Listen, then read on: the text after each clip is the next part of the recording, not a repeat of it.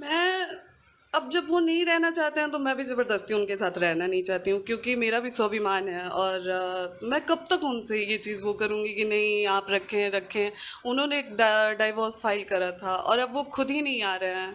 मैं क्या ही सोचूंगी, बस मेरी आगे की ज़िंदगी वो देखें, वो उनको जो सही लगे वो करें अपने लाइफ में, क्योंकि वो कर रहे हैं, वो स्टिल आगे भी वो अपनी लाइफ ऐसी ही जी रहे हैं, उन्हें जो करना है वो कर रहे हैं। फ़र्क मुझे पड़ रहा है, क्योंकि मैं उनकी तरह हीरोइन नहीं हूँ।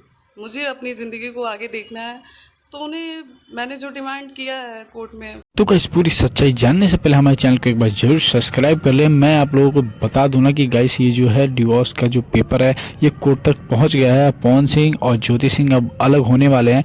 पवन सिंह से पहले भी इनकी एक और वाइफ थी, और जहां तक कि अक्षरा सिंह जो हीरोइन है उनके साथ भी रह चुकी हैं। तो अब देख रहे हैं ज्योति सिंह जो है अब इनका भी आगे आए टाइम में भी तलाक दे रही हैं। यहाँ तक कि कोर्ट में फाइल भी हो चुका है तलाक के लिए, और स्वयं पवन सिंह ही किए हैं। और मैं अगली वीडियो जो है पवन सिंह का लेकर के आऊँगा। लेकिन ज्योति सिंह काफ़ी ज़्यादा रोते हुए बोली हैं कि वो मैं तो नहीं रिक्वेस्ट कर सकती हूँ ना कि रहने के लिए, बार बार कितना कोई करता है। तो गाइस मैं बता दूं बहुत ही ज़्यादा रिक्वेस्ट की ज्योति सिंह, बट पवन सिंह नहीं रहना चाहते।